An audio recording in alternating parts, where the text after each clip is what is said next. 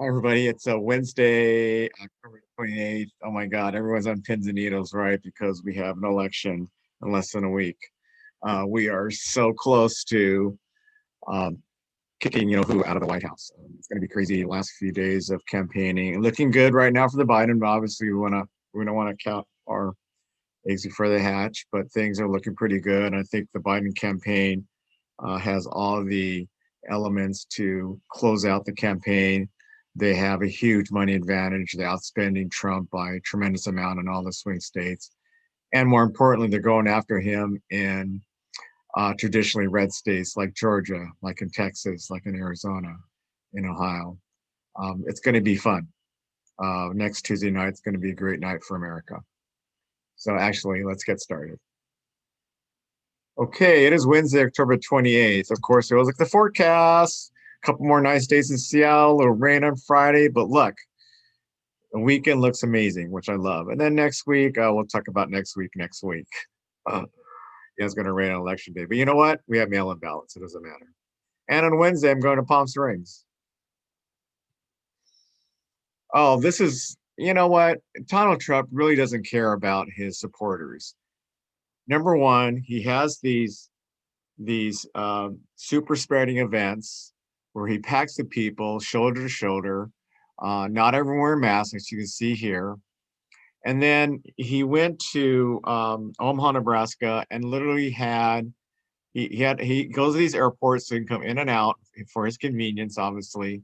And so these people have to park far away from the airport and bust in. And look, like last night, hundreds, actually not more than 100, thousands of Trump fans were left stranded in freezing cold weather. It's winter. They're left by the roadside at the airport due to insufficient number of buses to transport them. At least 7 people were taken to the hospital due to the cold weather impact. They just couldn't deal with it, and people were getting sick. The Trump campaign blamed the problem on "quote unquote" traffic flow. Bullshit. So he doesn't care about his own people. So those people, they're like, I don't know why they support him. It's just a mystery to me and a lot of people. So every day we're going to look at the campaign. So here's our favorite PBS NewsHour review of what happened yesterday in terms of the campaigns of Trump and Biden Harris.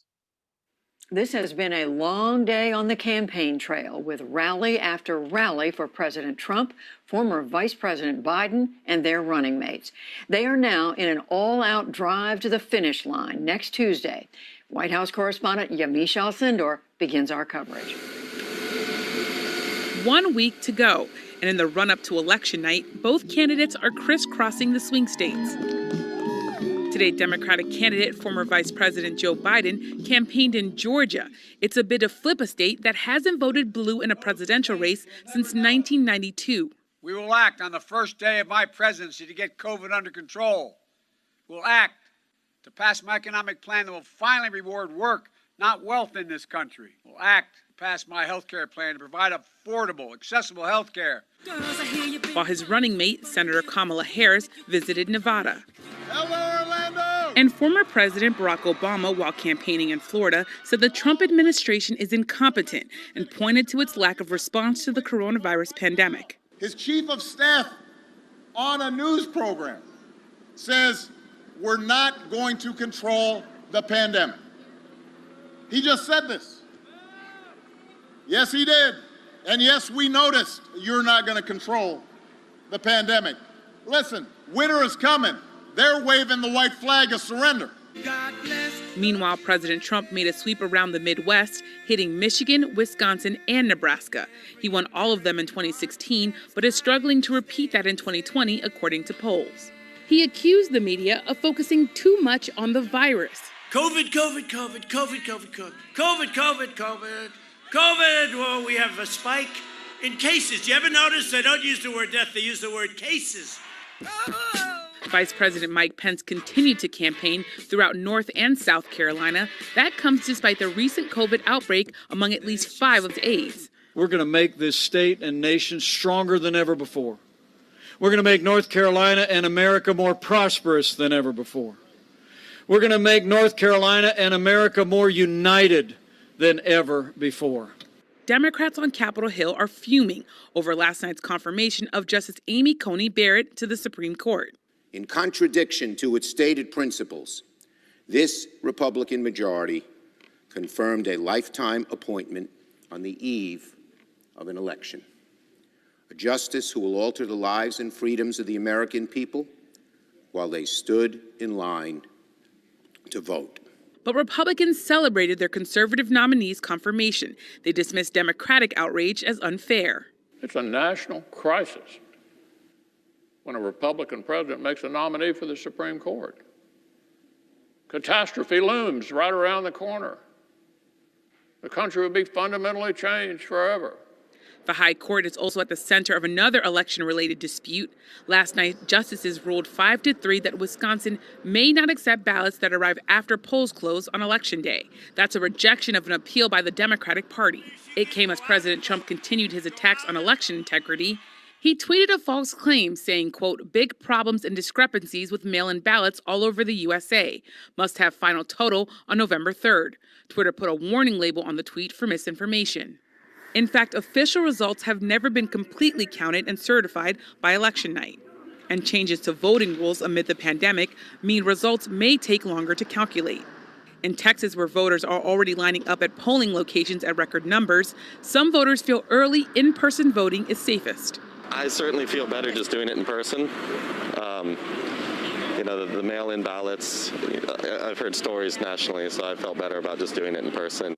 Democratic Congresswoman Sylvia Garcia of Texas says that sense of insecurity about the vote is not just from the pandemic, but also from Republican-led lawsuits in her state and other states like Wisconsin to limit the vote. There's just been an incredible amount of effort being put this election cycle to put fear in people's minds. It just seems like they're doing more and more to create obstacles, to create barriers, to intimidate voters from voting.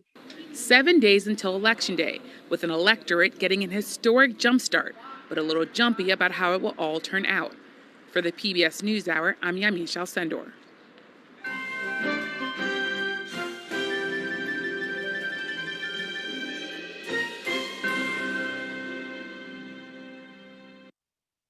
That was a good look at the campaigns of Biden, Harris, and Trump a week out from the election.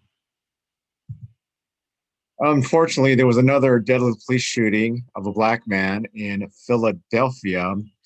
The gentleman was obviously mentally ill. He had a knife. It was a very difficult situation, as you can see in the video. He was actually coming towards police officers. Unfortunately, the police officers did not have any tasers because the Philadelphia police force is in the process of giving tasers to all their police officers, and only half of them have it. So here's another situation where, in this situation, the gentleman was mentally ill, so obviously there were some circumstances there that caused things to escalate. This is just very tragic. Fatal shooting of a black man by police in Philadelphia Monday afternoon triggered large protests overnight. As John Yang reports, it is the latest police killing in this country in recent months to provoke public outrage. Violent protests broke out overnight in Philadelphia with more than 30 officers injured. Oh, he hit a cop! Oh my God, he hit a cop! More than a dozen people arrested. Cars set aflame. I was on my way home. This is in the middle of 52nd Street. And stores looted. Philadelphia City Councilman Isaiah Thomas. Like so many Philadelphians, it was hard to wake up this morning after seeing so many graphic images of what took place in our city last night. We see these incidents. We recognize that our city has a lot of problems. The spark, a killing Monday of a 27-year-old black man named Walter Wallace Jr. captured on video. Just before 4 p.m., 2 officers responded to a report of a man with a knife in a predominantly black neighborhood in West Philadelphia. As Wallace approached the officers, they opened fire.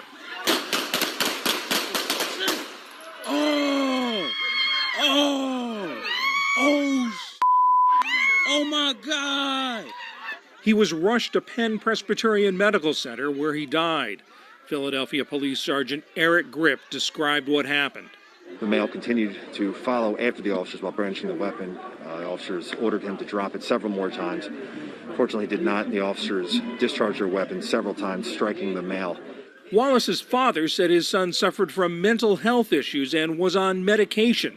Questions immediately swirled about why officers hadn't used a taser to subdue him and why they fired so many rounds. The officers were wearing body cameras. Their names haven't been disclosed, but they've been removed from street duty. In a statement, Philadelphia Police Commissioner Danielle Outlaw said, "I recognize that the video of the incident raises many questions. Residents have my assurance that those questions will be fully addressed by the investigation." This afternoon, a lawyer for Wallace's family spoke to reporters. That was an unjustified shooting. I think you saw it as well. We all saw it. It's an unjustified shooting. We have a person who has mental health issues. We're going to vet those out as the process continues. But we have officers who I think are not properly trained to deal with those mental health issues. The video of Wallace's shooting led to protests that turned violent late last night and to vandalism and looting in areas already hard hit after the death of George Floyd earlier this year. For the PBS NewsHour, I'm John Yang.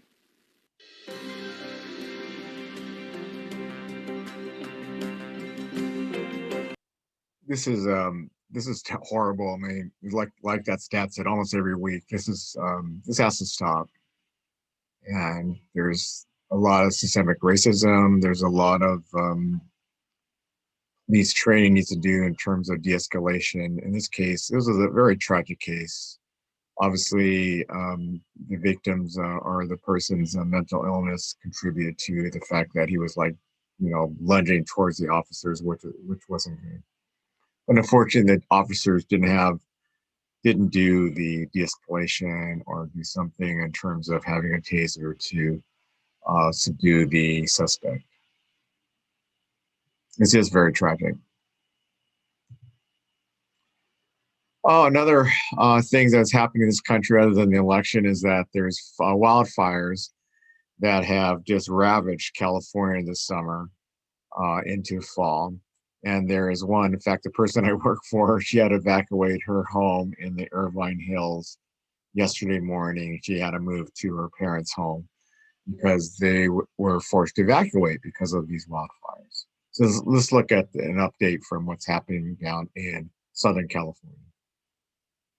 The Silverado fire, some residents in Irvine are being allowed to return home. But still, tens of thousands of people remain under evacuation orders, and we are learning more about the firefighters who were injured. Eyewitness News reporter Rachel Brown is live in Irvine with where officials are just giving us an update. Rachel? Hi, Colleen and Ellen. Yeah, families I spoke to today, they are so grateful for the job firefighters are doing, but these significant wind speeds, they continue to drive this fire, so putting it out is an ongoing battle. The Silverado fire got started yesterday morning and has exploded in size. It is now at 12,600 acres and 5% contained. A combined 750 firefighters are working this blaze on the ground and in the air, and mutual aid has been sent in to assist. 70,000 residents in Irvine are under evacuation orders. So to put that in perspective, that's roughly a quarter of the city's population. 8,000 Lake Forest residents are also under evacuation orders. Many schools, medical offices, and roads are closed down temporarily. And sadly, we learned 2 firefighters are critically injured after fighting that fire yesterday. Here's the latest from the OC Fire Chief. I had a chance to see them this morning and spend time with their families. I hired both of these firefighters. I know them personally.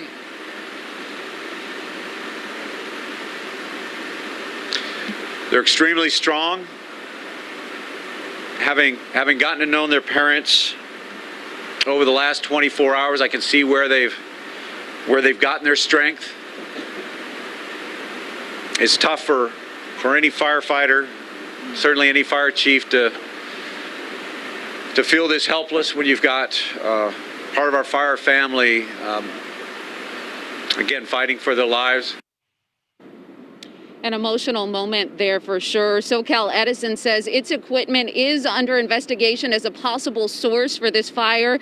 No structures have been destroyed, and fortunately, no reports of any civilian injury. It's been a crazy wildfire season. Again, it's due to climate change. Not like Trump says because we don't sweep our forest floors. What a fucking idiot! He's crazy.